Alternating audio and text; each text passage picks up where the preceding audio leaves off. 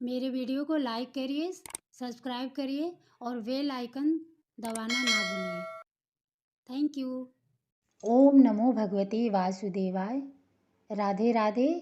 नमस्कार दोस्तों, मैं कार्तिक माह के 9वां अध्याय पढ़ने जा रही हूँ। इधर वृंदा ने स्वप्न में देखा कि उसका पति सारे शरीर पर तेल लगाकर नंगा शरीर भैंस पर सवार होकर दक्षिण दिशा की ओर प्रेतों के साथ जा रहा है। यह स्वप्न देख उसे बड़ी चिंता हुई और उसे अटारी तथा गौशाला कहीं भी विश्राम नहीं मिला। तब वह एक वन से दूसरे वन में चली गई। वहां वृंदा ने सिंह जैसे मुख वाले 2 राक्षस देखे। उन्हें देखते ही वह डर के मारे भागी।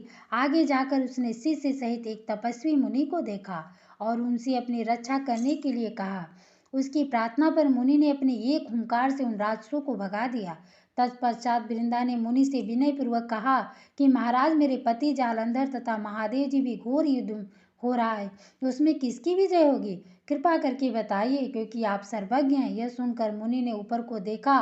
उसी समय 2 बंदरों ने आकर मुनि को प्रणाम किया और मुनि के संकेत पर वे दोनों बंदर वहां से चले गए।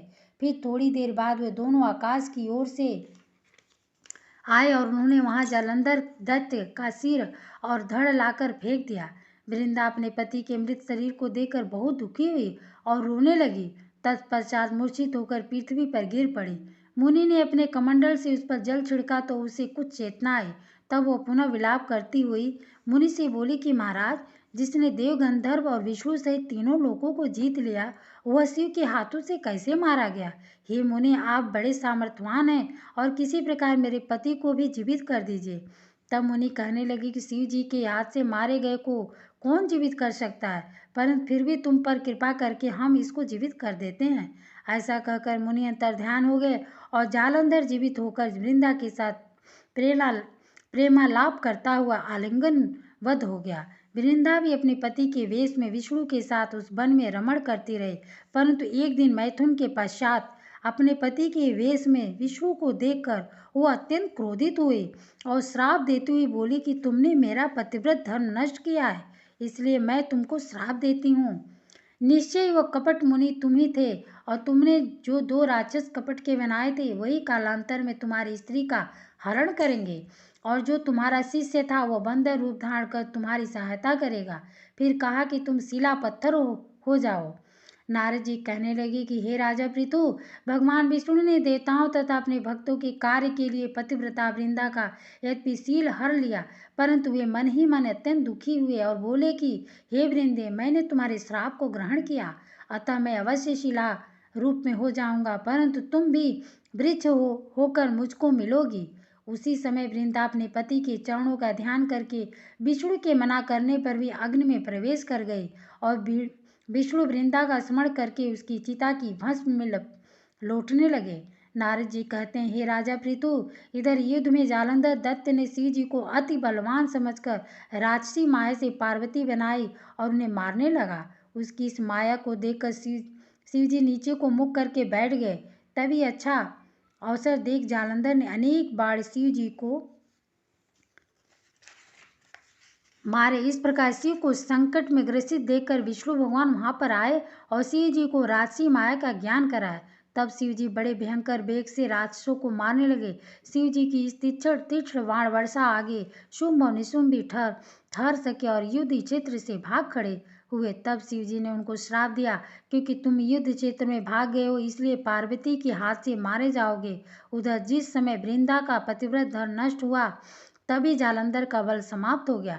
ठीक इसी समय विष्णु ने अपना सुदर्शन चक्र अपने तेज सहित शिव को दिया। फिर शिव जी ने अपना ऋषियों के तप का, पतिव्रता स्त्रियों का तथा ब्रह्मा जी का तेज उसमें जोड़कर जालंधर दत्त पर छोड़ दिया, जिससे उसका सिर कटकर भूमि पर गिर गया। सिर और धड़ अलग होते ही जालंधर का तेज उसके शरीर से निकल श्री शिव जी में तथा वृंदा का तेज श्री पार्वती जी में समा गया। उधर विष्णु वृंदा की चिता में लौटने लगे। तब सब देवताओं ने शिव जी की स्तुति की और कहा कि महाराज, जालंधर को मारकर आपने देवताओं का बड़ा उपकार किया है, परंतु एक महान अनर्थ हो रहा है, कृपा करके उसका भी कुछ उपाय कीजिए। भगवान विष्णु वृंदा के पतिव्रत धर्म से मोहित होकर लगातार उसकी चिता भस्म पर लौट रहे हैं और किसी प्रकार का विश्राम नहीं कर रहे। तब शिव जी ने कहा कि हे देवताओं, तुम सब भगवान की योग माया की शरण में जाओ, वही सब संकट हरेंगे। सब देवता योग माया की शरण में जाकर उनकी स्तुति करते हुए बोले कि हे देवी, आप सारे जगत को उत्पन्न करने वाली, पालन और नाश करने वाली हो। सतोगुण, रजोगुण और तमोगुण तुमसे ही उत्पन्न हुए हैं। ऐसी प्रकृति देवी को हमारा नमस्कार है। तुम्हारी माया को ब्रह्मा दिक देवता भी नहीं जानते हैं। उस देवी को हमारा नमस्कार है जिसके भक्त दृढ़ अनादर तथा मोह को प्राप्त नहीं होते।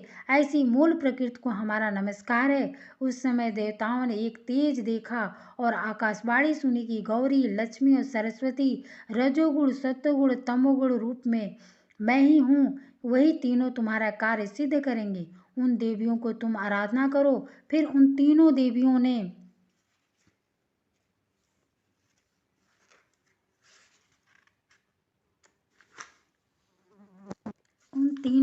ने प्रकट होकर 3 बीज दिए और कहा कि इन तीनों बीजों को जहाँ पर विष्णु हैं जाकर बो दो और अपना कार्य सिद्ध करो। देवताओं ने तीनों बीज ले जाकर जहाँ पर वृंदा की चिता पर भगवान विष्णु लौट रहे थे जाकर बो दिए। उन तीनों बीजों से 3 वृक्ष उत्पन्न हुए। रजोगुण सरस्वती से आंवला, तमोगुण गौरी से तुलसी और सतोगुण लक्ष्मी से मालती हुई।